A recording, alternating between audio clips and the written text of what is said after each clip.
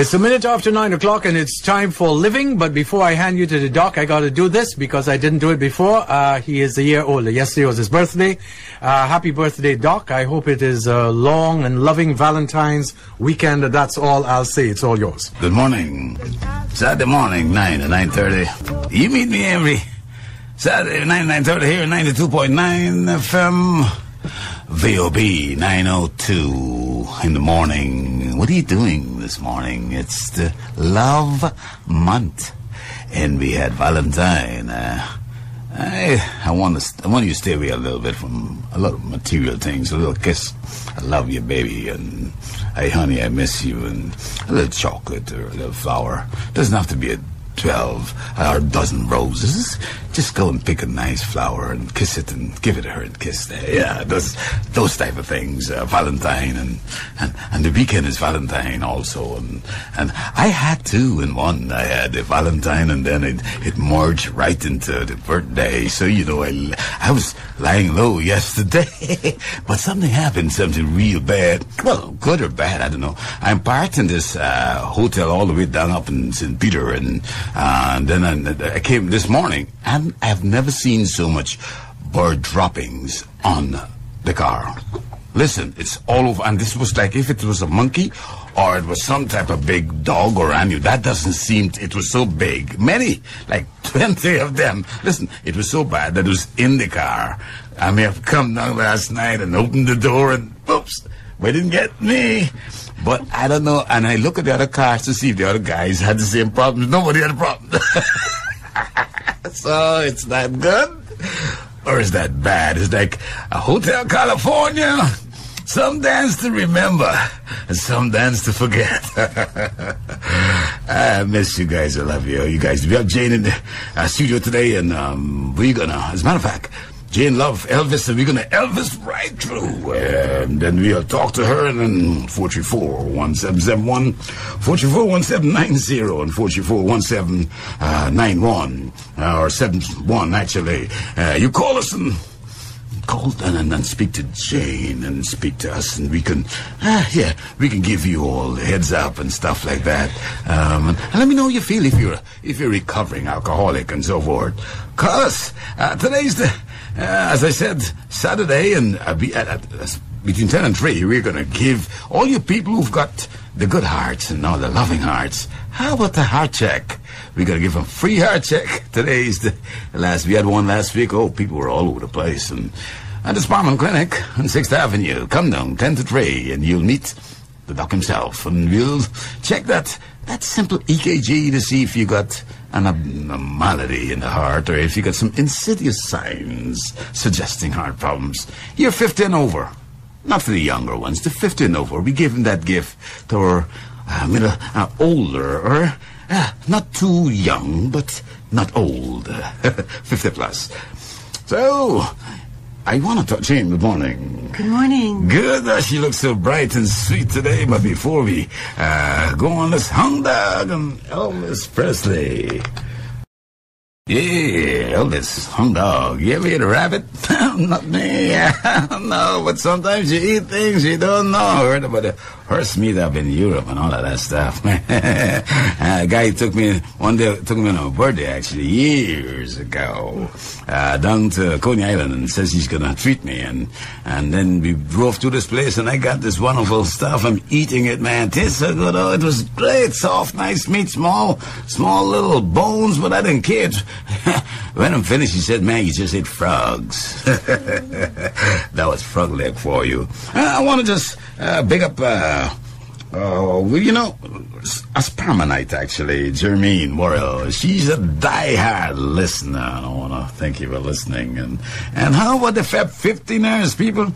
Well, you guys who had your birthday yesterday, yeah, belated happy birthday. And Pastor, as a matter of fact, Jasmine, how you doing? And I know your birthday was yesterday too, so I want to big you up too. Jane, don't forget, guys, 434-1771, 434-1790, 434-1791. You call us here in VOB, and if you have had or got a family member, because most times family members are affected severely with this alcoholic behavior, alcoholism, and it can destroy lives and destroy children and destroy families and destroy people around you, not to mention it can destroy yourself. And the last time we were talking to Jane, and Jane, she hit rock bottom, and we're going to move on from there. Don't forget, if you call in the OB and you want to talk to us and so forth, we'll be happy to talk to you. So, Jen, tell us a little bit about the three major things that really hit you, I think around 2000, right? Yes, that's correct. Last week we sort of talked a little bit about the alcoholic cycle that I went through, the beginning when it was all partying, and then it was the period when it was sort of partying with problems. That was when I started to black out, and then when I started to do things that I would not normally do. And then we spoke about the last period where it was nothing but problems. And at this time, I was dealt three severe things that happen in life. One was that I lost my brother to this actual disease of alcoholism. And the second thing was that my husband was disloyal or infidel to me. And then I developed lymphatic cancer. For someone that was already an alcoholic, although I was in denial of being an alcoholic, I actually had not come out and said I was an alcoholic. But I think I said last week that when I found my brother, and my brother had died from this disease, that's the time in the year 2000 when I actually had that fear deep in my soul, actually, that I was an alcoholic too. And that's when the fear set in. And of course, I didn't share that with anybody. I just kept that inside. People will think, well, if you see your brother die of it, how could you go on? But that's the irony of this disease, this insanity of how alcoholics affects the mind. And so when that three things happened, it was as if I then thought, great, this is it. I can just give up and give in to alcohol. And that's what I did. From that time on, I just drank more and more. So a typical day. Wake up in the morning. Okay. At this time I was drinking daily. You got up as 9 that was I would actually get up. I would get up, yes, and most of the time, at the beginning, I'd be able to get up and go out and then perhaps make a drink, or ironically stay under the shower with a drink perched in the same place as my shampoo. I mean, people would think this is crazy, but I'd be shampooing my hair and drinking a vodka and cranberry, because cranberry is very good for women, isn't it? So, cranberry, yeah. Yeah, but don't worry about the bladder issues and stuff. But, the fact it was mixed with alcohol, that was just a minor problem to me at that time. And so I would be able to do that. But later on, it was reaching for the glass that was still on the bedroom, on the bedside table. But that might have gone on during the night as well, and just getting, sometimes being ill, taking the glass to the bathroom. Did you have those small bottles that the guys normally would have hidden in your purse or so? The small bottle. By the time I got to the stage where I'm discussing now, like most women alcoholics, because of the shame, I had embarrassed myself socially.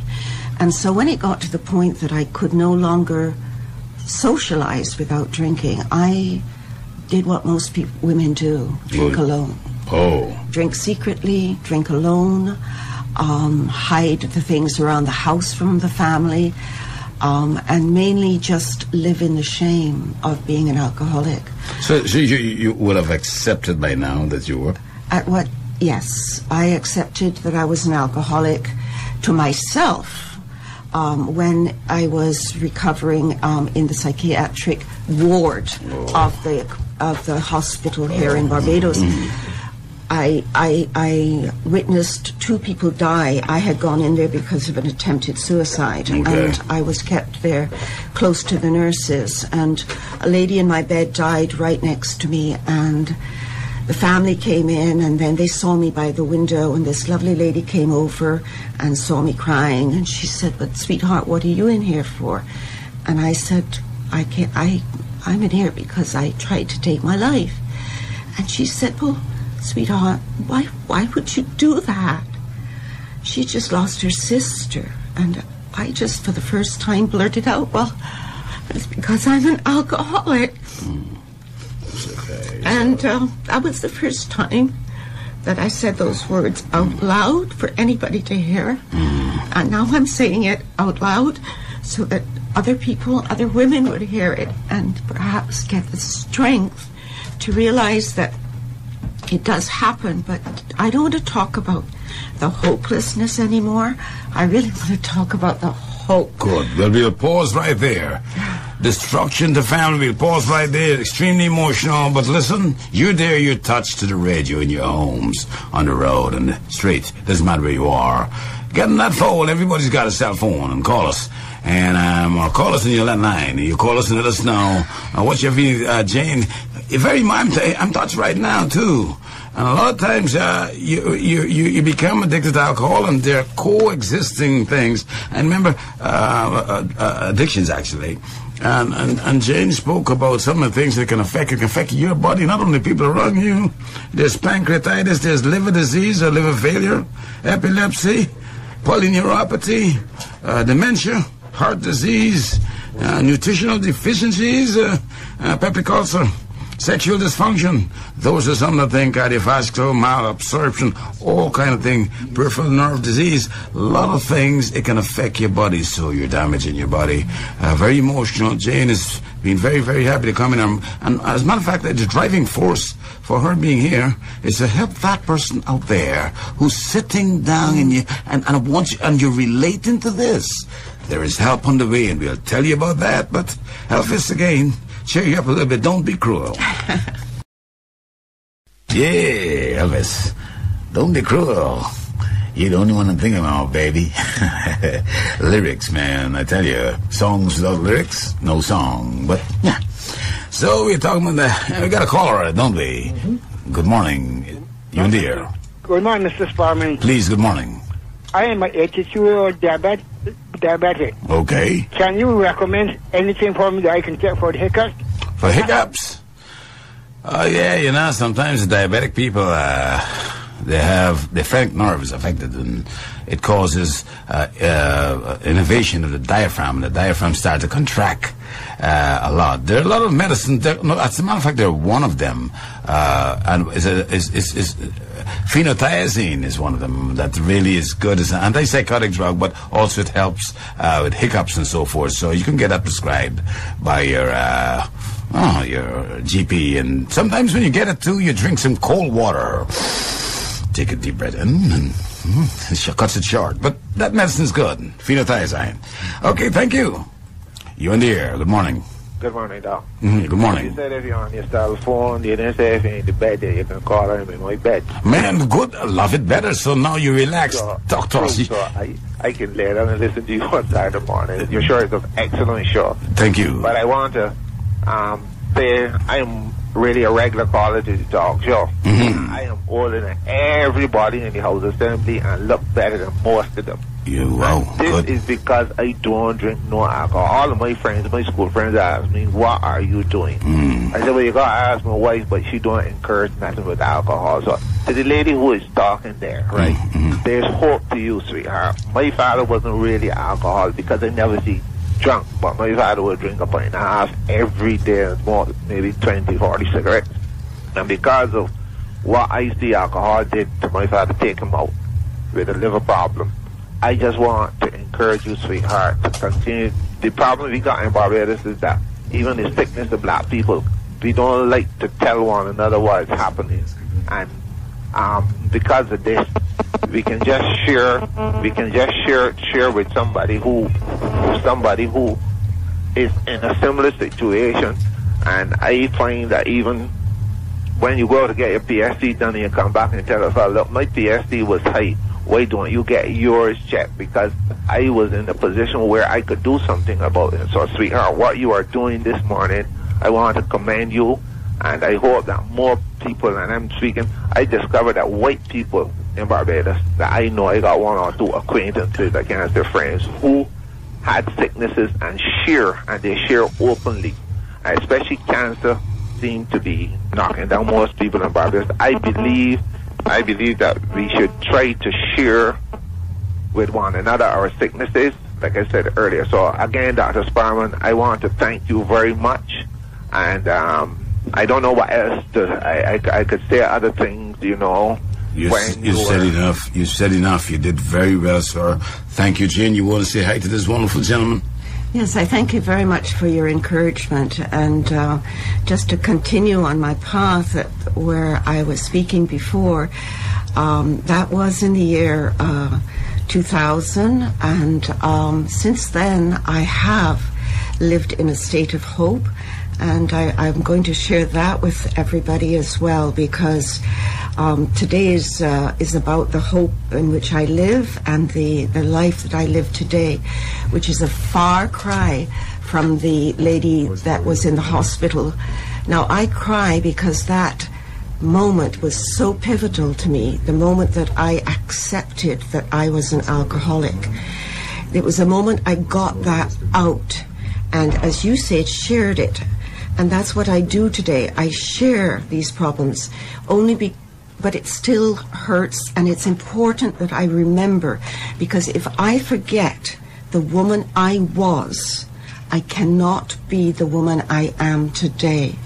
It is the woman that I was, that weak and pathetic, living in shame. And today, you know, I remember her, but I am not her anymore. Good. But thank you for calling, sir. Really appreciate it. Thank you so much for your encouragement. But Jane, tell us now, what are the major things that cause you now to become clean? Tell us that. Tell us what happened. There were a couple of things may have helped you, and those things might be pivotal for other people too. Well, this is the great and wonderful part, okay?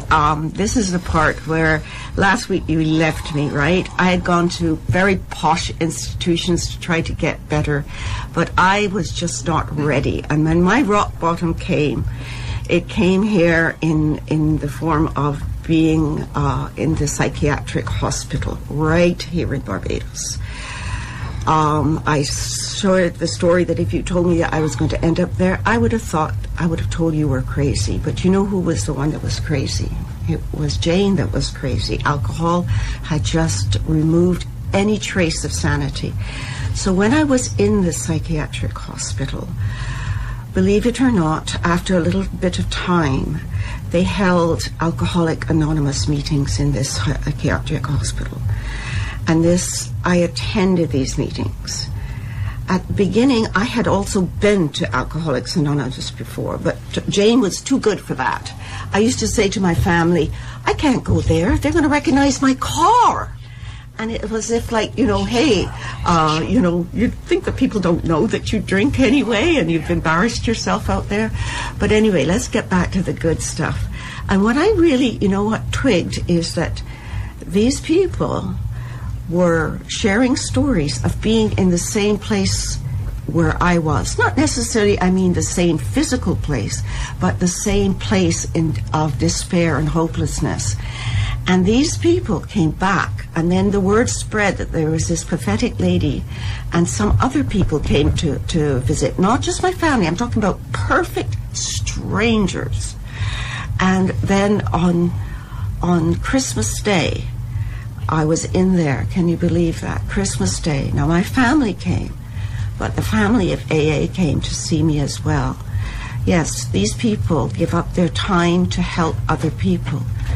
And I realized, you know, when they came to see me, they were then walking out. They were walking out of the psychiatric hospital.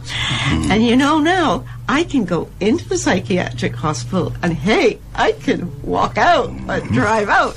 But at that time I couldn't.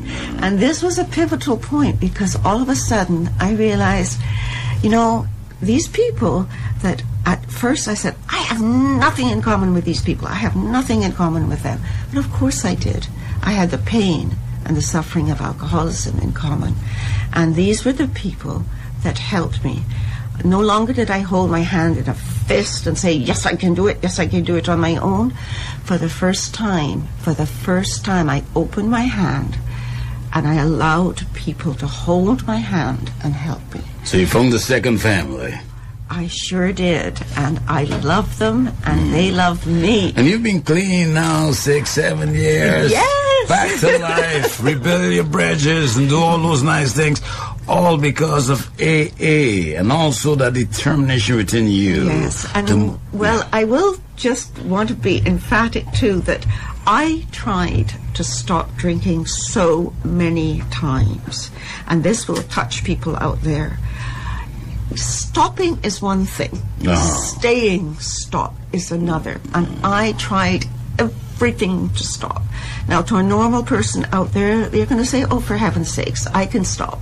To an alcoholic, it's like pushing a huge boulder from in front of your car to get out. I want to get out, I need to get out, and you're pushing this boulder on your own. Okay. And you expect you're going to move the boulder. And you're refusing any help to move the boulder. Yeah? And then all of a sudden, you know, you're so helpless that you collapse, and a thunder, somebody comes with a big caterpillar and moves that boulder for you. Now that analogy is what I call the God of my understanding. I'm not going to go too heavy on the God thing, because I don't want people are out there going to say, oh, here she goes.